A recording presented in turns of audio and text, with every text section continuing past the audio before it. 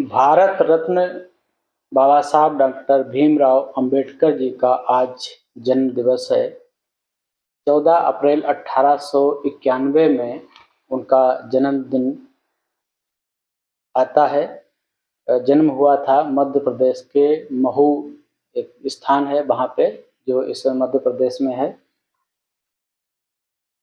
आप सभी लोगों को जो बाबा साहब के अनुयायी हैं, बाबा साहब को मानने वाले हैं, उन लोगों को बाबा साहब की जयंती पर बहुत बहुत शुभकामनाएं, और उन सभी को मेरा जय भीम, नमो बुद्धाय। बाबा साहब ने मैसेज दिए थे समाज के लिए, राष्ट्र के लिए। उन्हें दलितों का नेता कहा जाता, लेकिन ऐसा नहीं है। उन्होंने सारे समाज के लिए कार्य किया था। उन्होंने महिलाओं के कार्य किया, मजदूरों के लिए कार्य किया, जो दलित पिछड़े लोग थे उनके लिए कार्य किया। उनकी प्रारंभिक शिक्षा में जो उन्होंने संघर्ष किया, आज हम उस संघर्ष की कल्पना भी नहीं कर सकते।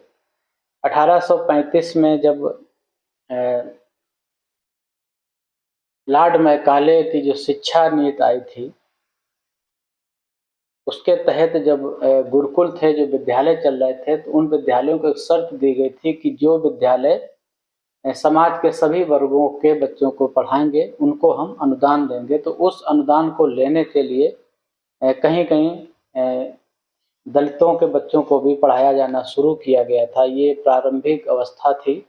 बाकी वैसे पढ़ने का अधिकार नहीं था, बैठने नहीं देते थे, क्योंकि अछूत अस्पृश्य छुआ नहीं जाता, ऐसा मानते थे जातियों को, कुछ जातियों को। तो उन्हीं में से बाबा साहब आते थे। बाबा साहब का कहना था कि अगर समाज को उन्नत करना है तो सबसे पहले हमें स्वयं की शिक्षा पर ध्यान देना होगा। उन्होंने एक नारा दिया था कि शिक्षित बनिए,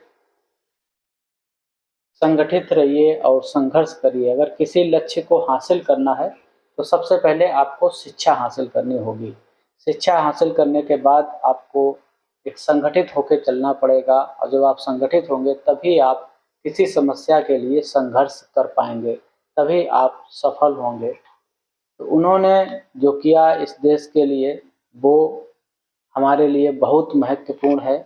हम उनके आदर्शों पर, उनके बताए रास्तों पर हमें आज चलने की ज़रूरत है, क्योंकि वैसे भी हम देखते हैं शिक्षा के मामले में कुछ समाज अभी भी बहुत पिछड़ा है।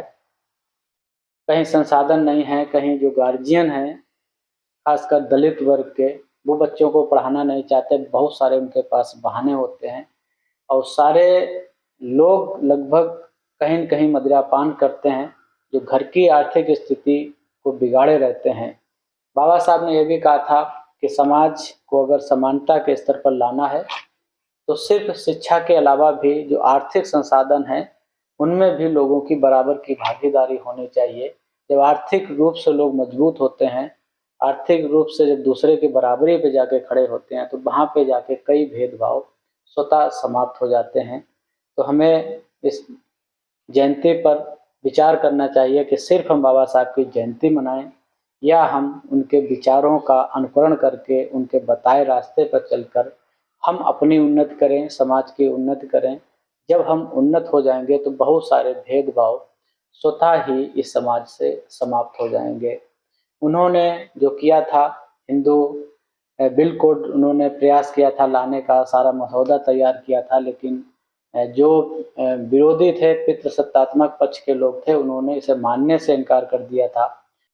1951 में उन्होंने कानून मंत्री के पद से इस्तीफा सिर्फ इसलिए दे दिया था कि जो उनका हिंदू बिल कोड था उसका लोग काफ़ी विरोध कर रहे थे। लोग नहीं चाहते थे कि वो कानून बने। लेकिन वही फिर 1956 में 4 हिस्सों में अलग अलग नाम से वो बिल पास हुआ, हिंदू उत्तराधिकार अधिनियम जिसमें शामिल था, जिसमें महिलाओं को भी अपने पिता की संपत्ति में अधिकार की बात कही गई थी, लेकिन वो अधूरी थी। 2005 में और उसमें संशोधन करके उसे क्लियर किया गया। जो आज की स्थिति है वो पहले नहीं थी। महिलाओं को कहीं भी अधिकार नहीं दिया जाता था उनके पिता की संपत्ति में, ना पति के यहाँ पे ना पिता के यहाँ पे उनके नाम कुछ भी नहीं होता था, उनको कुछ भी हासिल नहीं होता था। 1935 में जब रिजर्व बैंक ऑफ इंडिया की स्थापना हुई थी, तब बाबा साहब की एक किताब थी, उस किताब को अंग्रेजों ने बेस बनाया था जब भारत में रिजर्व बैंक की स्थापना की थी। लंदन की जो सबसे बड़ी बैरिस्टर की डिग्री थी, जो 8 साल में जिससे लोग पूरा करते थे, उन्होंने 2 साल में उसे पूरा कर लिया था। जब भारत लौटते थे वे 1923 में, तब उन्होंने अपने समाज के लिए, अपने देश के लिए यहाँ पे काम करना शुरू किया। उन्होंने कई तरह का आंदोलन चलाए, महार सत्याग्रह, मंदिर में प्रवेश कराना, लोगों को समानता के लिए आंदोलित करना, उनके साथ खड़े होना, बहुत सारे काम उन्होंने किए जो हमें बराबर याद रखने होंगे। हमें उनके राह पर चलना होगा। बाबा साहब जो कहे गए उसे हमें करके दिखाना होगा। अगर हम चाहते हैं कि समाज में समानता आए, तो शिक्षा, संगठन और संघर्ष ये तीनों जारी रहने चाहिए, और साथ ही साथ में व्यसनों से हमें दूर रहना होगा। जो लोग पढ़ते नहीं हैं, शराब के सेवन करते हैं, उनके घर के बच्चे बर्बाद हो जाते हैं, उनके घर के बच्चे शिक्षा नहीं ठीक से पा सकते हैं, तो ऐसी बुराइयों से भी हमें संकल्प लेना होगा। इस बाबा साहब की जयंती पर अपने समाज में आसपास लोगों को समझाना होगा कि इस चीज़ से दूर रहें। बच्चों को जैसे भी हो उनको शिक्षित करें, कोशिश करें कम खाएं, कम कपड़े पहनें, संसाधन कम रखें, लेकिन शिक्षा में कहीं भी कटौती ना करें, तभी उनका सपना पूरा होगा। वो जल्दी ही चले गए इस देश से। अगर 10-15 साल और रहते तो शायद परिस्थितियां यहाँ की कुछ और होती। 6 दिसंबर 1956 को वो इस दुनिया को अलविदा कह गए थे। शायद उन्हें पता था कि हम बहुत ज़्यादा नहीं चलेंगे, तो इतनी तेज़ी से वो खामोश होकर बहुत सारे काम करते रहे, जो आज उनके काम बोल रहे हैं। आज बच्चा बच्चा उनको जानता है, उनके नाम को जानता है, उनके कामों को जानता है। दुनिया भर में सबसे ज़्यादा मूर्तियाँ जो लगी हैं वो बाबा साहब की लगी हैं।